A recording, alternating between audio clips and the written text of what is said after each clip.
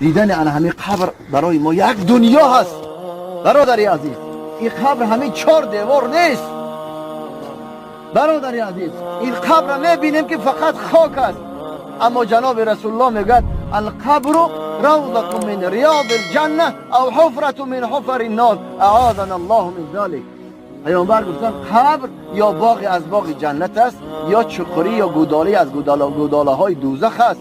خدا پناه کیه. در بخاری شریف خدا رحمت کنه، امام بخاری یک حدیث را از پیغمبر خدا روایت میکنن که زمانی که انسان بدبخت باشد، انسان روسیاه باشد، انسان بی نصیبه باشد، در این قبر که در آمد یک سوراخی از جهنم باز می شود. خطرهای زیاد دارد، تا روز رستخیز از اون عذاب می شود.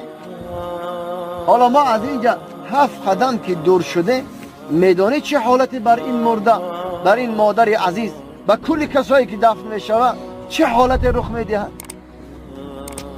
بخاری شریف اینا اثبات میکنه که پیامبر گفتن همه افراد نزدیکان و پیوندان از سر قبر انسان 7 قدم که دور شدن در حال ملکان 2 ملک 2 فرشته پرسنده حاضر میشوند. از اون حالت بسیار حالت خطرناک. شما تصور کنید، یک قیاسا مثال میبیارم. ما هممون بسیار کسا دانشجو شدن، وقتی که امتحان سپاری میشود، در وقت امتحان سپاری دست و پا میلرزه، گاه حالت در اون حالت وهم و واهمه او را زیر میکنه که از جواب گفتن همون سوال در حالی که میداند اما عاجز میبیاد، همون سوال جوابش میداند اما عاجز میبیاد. لیکن یقین میدونه اگر دانست از این امتحان گذشت به کرسی بالایی میگذره، اگر نگذشت شاید خارج میشود.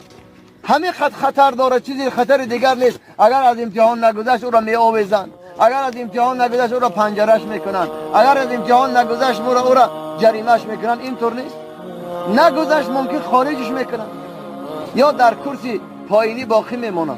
اما در نزد یک مخلوق امتحان میسپاره، چی واهمه داره، چی ترس داره، دست پاش میلرزه. اما در اینجا چگونه ما و شما امتحان میسپاریم اگر چند هم که جواب گفتن میدانیم.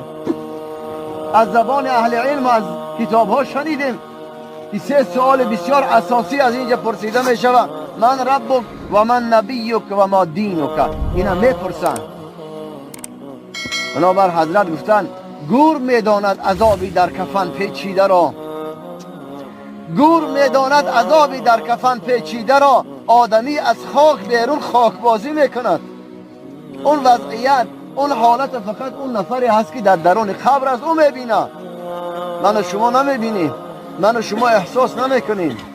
در اینجا یکم چیزی کالای دنیا یا اشیای دنیا به کار نمیرود. یک آدم میلیاردر بیار پولاش در همراهش در اینجا به دردش خوره، یک انسان قدرت و توان داره در اینجا به دردش خوره نیست. برادر عزیز، فکر اینجا را داشته باشیم، اینجا را آباد کنیم. پیامبر علیه السلام یتبع الجنائز 3 یا روایت دیگر و مذکر میگه 3. گفتن این نفر 3 چیز همراهیش میکنه، 2 چیزش ترکش میکنه، 1 چیزش همراهش میمونه. 1 مال و ثروتش، همون زمانی که از دنیا که گذشت روح از جسمش بیرون شد، مال و ثروت رو ترک میکنه، خانه و در او را ترک میکنه. مثل گفته حضرت علی کرم الله وجهه، حضرت میگن هر سو میرفتن در اون قبرستان میدر آمدن: السلام علیکم یا اهل القبور. میگه ای اهل قبرستان به تو شما سلام، و من برای شما خبر آوردم. چی خبر؟ اموالکم خمسه و دارکم سکن و نساؤکم زوجت. خانه هاتون صاحب پیدا کرد، مالاتون از آن کسای دیگر شد، همسراتون در نکاح دیگرها در آمد. فهتف بهی هاتف من قبل الرحمن. دیگه یک صدای از بگوش حضرت علی کرم الله وجهه میرسید. از قبرستان مرده ها این صدا میرسید: آنچه که کردیم انجام دادیم، فایده کردیم. آنچه که گذاشتیم پشیمان شدیم. نفرهای را دیدم من. باور کنید در دنیا، در حیات و زندگی ما و شما میتوانیم از این فرصت استفاده کرد. دوم چیزی که او را ترش میکنه پدر و مادر یا یار و برادر یا فرزنده است. من بعد از چند لحظه همه ما و شما سر خلق دفن کردیم، خاک گفتیم، دعا و فاتحه کردیم، همه ما میگردیم. یکم کس میمونه اینجا، همه میگردد میرن. فقط یک چیز میمونه همراه انسان، اون عمل صالحش است. عمل صالح. به امید کسی دیگه نباشین، به امید کسی دیگه نباش برادر، پدر عزیز. هر انسان دنبال زندگی خودش است. الی آخر نهایت یادآوری در خاطره فرزندت شاید 1 سال باشی، همسرت 1 سال باشی، اما بعد از 1 سال یک وقت یک برادر زنگ میزنه بگاه یک طبق نان از دعا فاتحه، میگم برای چی؟ میگه خاطر جمعی مادرم است. سبحان الله. گفتم خاطر جمعی یعنی چی؟